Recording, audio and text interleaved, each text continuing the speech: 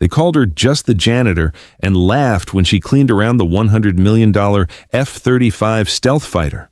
But when that stealth jet's engine exploded at 25,000 feet, everyone discovered the janitor was actually a Top Gun graduate who had saved more pilots than their entire squadron combined. Stay till the end, because what happened next made every pilot at Edwards Air Force Base question everything they thought they knew about expertise. At 29 years old, with dark hair pulled back in a regulation bun and the lean, athletic build of someone who'd spent years maintaining peak physical conditioning, Maria moved through Hangar 7 with methodical efficiency. Her blue coveralls bore the simple insignia of facilities maintenance, and she carried herself with the deliberately unassuming manner of someone who had learned to remain completely unnoticed. What none of the hotshot pilots strutting around the $100 million aircraft knew was that Maria's quiet, invisible demeanor was carefully constructed. A perfect cover designed to hide a background that would have shocked every single pilot in the 412th Fighter Squadron. "Hey, janitor lady," called out Captain Brad Stevens, a cocky 26-year-old pilot from Dallas who'd graduated third in his class at the Air Force Academy and never let anyone forget it. "Make sure you don't get your dirty rag anywhere near my bird stealth coating. That stuff costs more per square inch than your entire annual salary." His F-35A. Lightning II sat gleaming under the intense hangar lights, its radar-absorbent coating pristine and unmarked. Stevens had logged 247 hours in the Lightning II and considered himself one of the squadron's rising stars, destined for bigger things. Maria nodded politely without making eye contact and continued her work, methodically cleaning around the aircraft's tricycle landing gear assembly. She'd heard variations of this condescending dismissal countless times over the past 8 months since arriving at Edwards Air Force Base. To Stevens and the other pilots, she was functionally invisible, someone who pushed a mop while they commanded the most advanced fighter aircraft ever built. What they didn't know was that Major Maria Santos had more than 523 hours in F-35s, earned during the most classified test flights in military aviation history at Area 51's Detachment 3, where she'd pushed the Lightning II beyond every published performance limit. Her maintenance worker cover wasn't just perfect camouflage. It was the ideal position to observe squadron capabilities, assess pilot competence, and investigate security breaches while staying completely hidden from a past that had to remain buried in the deepest classified archive. "Rodriguez, you missed a spot." Lieutenant Colonel Mike Harrison pointed with his coffee cup to a barely visible smudge on the spotless hangar floor. At 45, Harrison commanded the 412th Fighter Squadron with the iron discipline of someone who'd flown 127 combat missions over Iraq and Afghanistan, earning 2 distinguished flying crosses and a reputation for zero tolerance of imperfection. "This isn't some civilian maintenance hangar.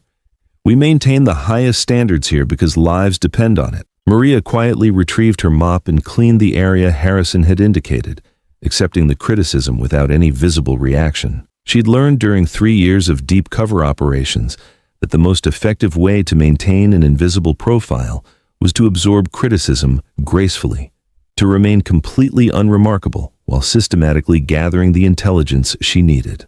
Her real mission at Edwards had absolutely nothing to do with cleaning. She was conducting a counterintelligence investigation into security leaks that had compromised 4 classified F-35 missions in the past 7 months, nearly resulting in the loss of aircraft and pilots.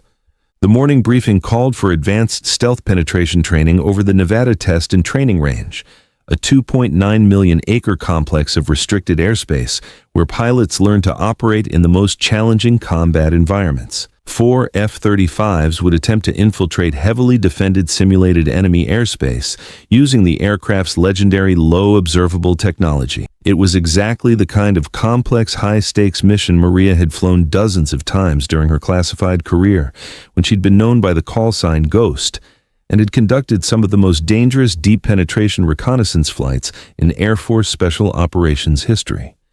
Captain Stevens reviewed his flight plan with the swagger of someone who'd never faced actual enemy fire. "This is going to be a cakewalk," he told his wingman, Captain Sarah Mitchell, a competent pilot from Phoenix who'd earned her wings through the standard training pipeline. "The F-35's radar cross-section is smaller than a golf ball.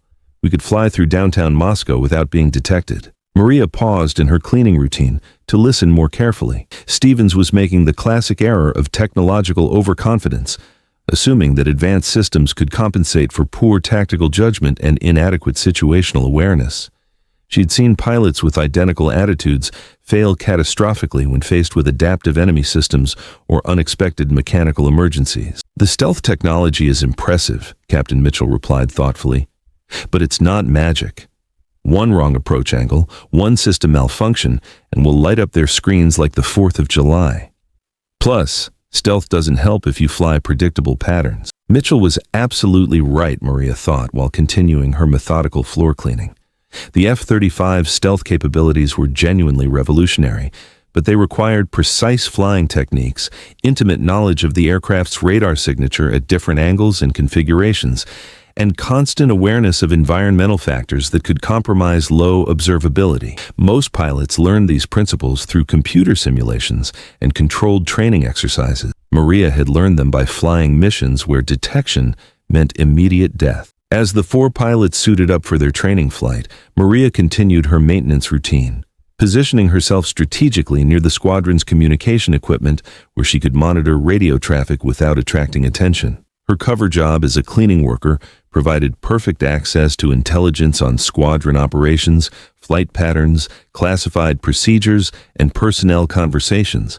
Exactly the kind of comprehensive information that someone selling military secrets to foreign intelligence services would need to maximize damage. The 4 F-35s launched precisely at 0900 hours, their single Pratt & Whitney F-135's engines producing 43,000 pounds of thrust each as they climbed toward their assigned training altitude. Maria watched from the hangar entrance, her experienced eye automatically noting the subtle variations in each aircraft's performance during the critical takeoff phase. Years of intensive test flying had taught her to spot potential mechanical issues that other observers might miss completely. The F-35A Lightning II represented the pinnacle of modern fighter technology. With a maximum speed of Mach 1.6, a service ceiling of 50,000 feet, and an operational range of 1,200 nautical miles, it was designed to dominate any battlefield. Its ANAPG-81A ESA radar could track multiple targets simultaneously while remaining virtually undetectable to enemy systems. The aircraft's sensor fusion capability integrated data from multiple sources to provide pilots with unprecedented situational awareness. 23 minutes into the training mission, the first indication of serious trouble began. "Lightning 2-1, I'm showing irregular engine parameters."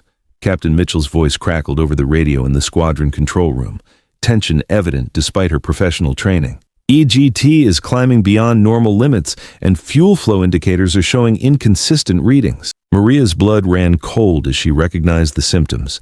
She'd experienced those exact engine parameters before during a classified mission over the South China Sea, when a manufacturing defect in the F-135 engine's high-pressure turbine had caused a catastrophic failure that nearly resulted in the loss of aircraft and pilot. The official investigation had been classified beyond top secret and buried in files that officially didn't exist. But Maria remembered every terrifying detail of that near-fatal incident. "Lightning 2-1, continue with the training exercise," Colonel Harrison ordered from the lead aircraft.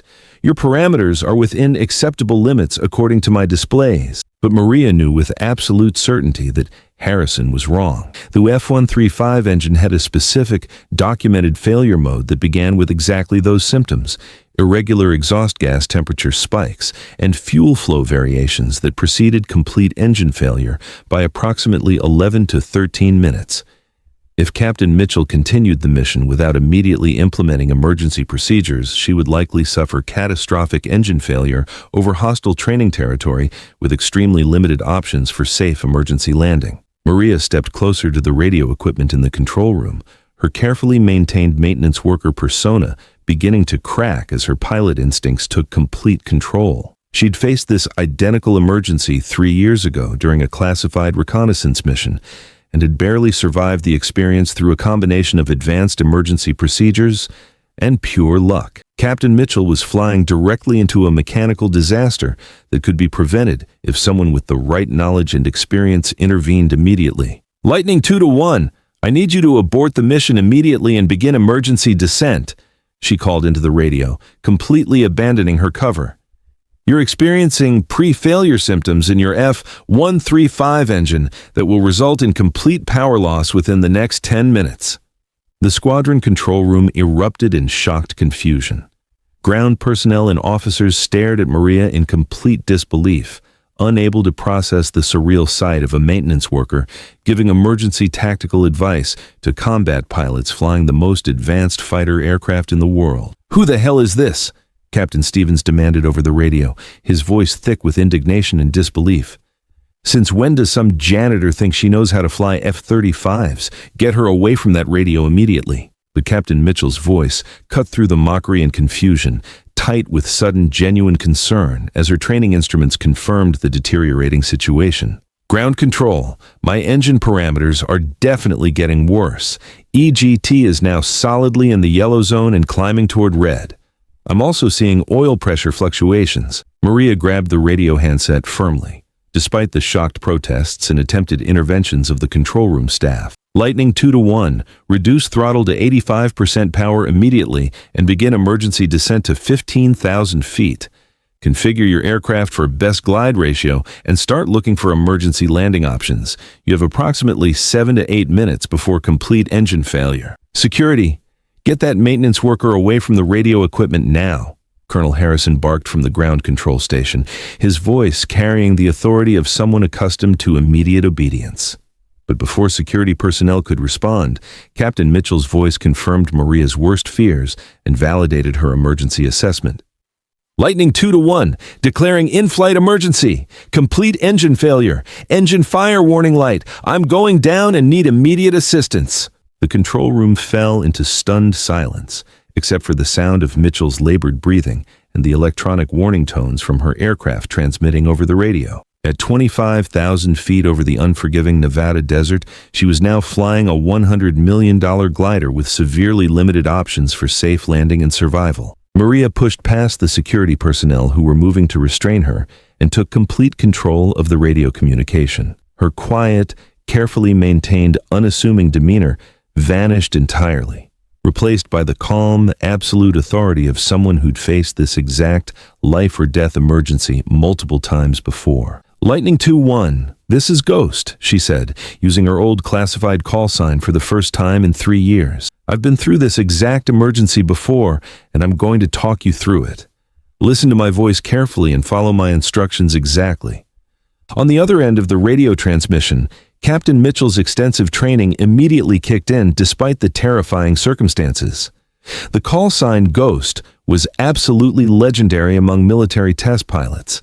A phantom aviator who'd conducted the most dangerous and successful flights in F-35 development history before mysteriously disappearing from all official records and documentation. "Ghost? Is that really you?" Mitchell's voice carried a mixture of desperate disbelief and sudden hope. "I thought Ghost was killed in action 3 years ago. Focus completely on flying your aircraft," Maria replied with the steady confidence of someone who'd survived the unsurvivable. "Configure your F-35 for maximum glide ratio immediately. Landing gear up, flaps clean, speed brakes retracted, and maintain exactly 250 knots indicated airspeed. If you fly it perfectly, you have a 20-to-1 glide ratio that will give you options." In the control room, Colonel Harrison stared at Maria with dawning recognition and growing shock. The call sign Ghost belonged to Major Maria Santos, the most skilled and accomplished test pilot in F-35 development history, who disappeared from the program after a classified incident that had nearly caused an international diplomatic crisis. "Santos?" Harrison whispered in disbelief. "Maria Santos, but you were officially reported killed in action 3 years ago during Operation Silent Thunder." Maria ignored his recognition completely, her total attention focused on guiding Captain Mitchell through the emergency with the precision and confidence that had made her legendary. "Lightning 2-1, I need you to turn to heading 090 degrees and begin controlled descent to Creech Air Force Base. It's your best realistic option for emergency landing with current winds and distance." "Ghost, my flight computer shows I can't make the distance to Creech," Mitchell replied, her voice steady despite the life-threatening circumstances. Glide ratio calculations indicate I'm going to come up short. I think I'm going to have to eject over the desert. Negative on ejection, Maria said with absolute firmness. I've successfully dead-sticked an F-35 from higher altitude and farther distance than your current position.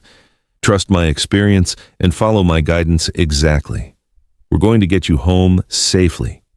For the next 22 agonizing minutes, Maria talked Captain Mitchell through the most challenging emergency approach and landing of her military career. Using advanced techniques she'd developed and perfected during classified test flights that pushed the F-35 beyond all published performance limits, Maria guided the powerless Lightning II through a flawless dead-stick approach to Creech Air Force Base. The emergency approach required Mitchell to manage energy with surgical precision, trading altitude for airspeed at exactly the right moments while compensating for wind conditions and the aircraft's glide characteristics. Maria's guidance was so precise and confident that it seemed almost supernatural to the officers monitoring the emergency. When Mitchell's F-35 touched down safely on Creech's runway and rolled to a complete stop, the control room at Edwards erupted in spontaneous cheers and applause. But Maria simply set down the radio handset and walked calmly toward the hangar exit, her cover thoroughly blown and her counterintelligence mission completely compromised. Colonel Harrison caught up with her near the hangar doors, his expression mixing respect, confusion, and demand for answers. "Santos, we need to talk immediately." Maria stopped walking but didn't turn around to face him. "My name is Maria Rodriguez. I'm a facilities maintenance worker assigned to this squadron." "Cut the cover story," Harrison said firmly. "I know exactly who you are. Major Maria Santos, call sign Ghost, former chief test pilot for the most classified F-35 programs in Air Force history. You were supposed to be dead and buried 3 years ago." Finally, Maria turned to face Colonel Harrison directly. For the first time since arriving at Edwards Air Force Base, she stood with the full bearing and unmistakable presence of the elite test pilot she actually was. "Being officially dead has significant operational advantages, Colonel. It allows you to investigate security leaks and counterintelligence threats without being detected or compromised." Harrison's expression shifted from confusion to rapid understanding. "You're here on an active mission. The same security breach that compromised 4 F-35 missions over the past 7 months nearly killed Captain Mitchell today," Maria explained with professional precision. "Someone with access to classified technical specifications has been selling detailed information about F-135 engine vulnerabilities to hostile intelligence services. They knew exactly how to exploit specific mechanical weaknesses. And you've been working undercover as maintenance staff to identify the source of the leak." Maria nodded confirmation. "The cleaning staff sees everything, Colonel. People talk around janitors like they're invisible furniture. Over the past 8 months, I've systematically identified the security breach and gathered sufficient evidence to prosecute everyone involved in the network." That evening, Maria's meticulous counterintelligence investigation led to the coordinated arrest of a senior intelligence officer, 2 civilian contractors, and a foreign national who'd been systematically selling F-35 technical data and operational procedures to multiple hostile intelligence services. The security breach that had compromised numerous missions and nearly killed Captain Mitchell was finally eliminated. The next morning, Maria found herself standing in Colonel Harrison's office wearing her proper Air Force uniform for the first time in 3 years. Her test pilot wings and major's insignia restored and visible, her true identity finally revealed. "The Pentagon wants you back in the active test pilot program immediately," Harrison said, sliding classified orders across his desk. "Your cover mission is officially complete, and your country needs your skills and experience more than ever." Maria looked out the window at the F-35s on the flight line, their stealth surfaces gleaming in the morning sun. "What about Captain Mitchell? She specifically requested to thank you personally. Says she owes you her life and her career." "She doesn't owe me anything," Maria replied simply. "That's what we do for each other. That's what real pilots understand." Later that day, when Captain Mitchell approached Maria on the flight line, she was no longer wearing coveralls and pushing a cleaning cart. She stood in her proper dress uniform, bearing the wings and insignia of one of the Air Force's most elite test pilots, her true identity finally revealed. "Major Santos," Mitchell said, extending her hand with genuine respect. "I don't know how to properly thank you for saving my life." "By being the kind of pilot who would do exactly the same for someone else," Maria replied, shaking her hand firmly. And by remembering that the person cleaning your aircraft might know more about flying it than anyone else in the squadron. Over the following weeks, the story of the janitor who saved an F-35 pilot became legendary throughout the entire Air Force community. But for those who knew the complete truth, it served as a powerful reminder that heroes don't always wear obvious uniforms, and the most critical missions are often carried out by people who choose to remain completely invisible. Captain Stevens, who dismissively called Maria "janitor lady" and questioned her knowledge, quietly requested transfer to a different squadron. He couldn't face the daily humiliation of flying alongside someone whose skills, experience, and courage so completely surpassed his own, and whose quiet competence had exposed his arrogance and fundamental inexperience. Major Maria Santos returned to her classified test pilot duties at Area 51, but her cover mission had taught her something invaluable about perception, respect, and the nature of true expertise. Sometimes the most important and dangerous work is accomplished by people others choose not to see, and genuine expertise doesn't require recognition or acknowledgement to save lives and serve the mission. The EF-35 Lightning II program continued to advance under enhanced security procedures, protected by upgraded counterintelligence protocols, and guided by pilots who finally understood that stealth technology requires more than invisible aircraft.